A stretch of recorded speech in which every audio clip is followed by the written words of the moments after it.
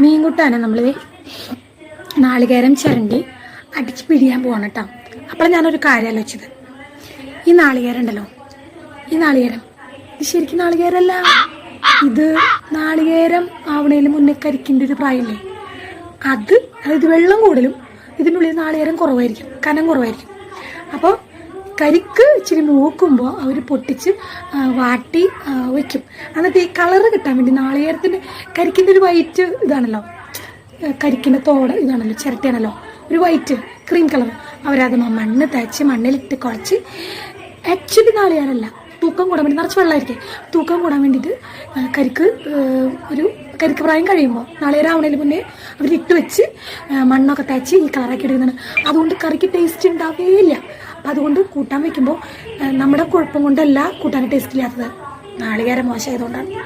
Not the point.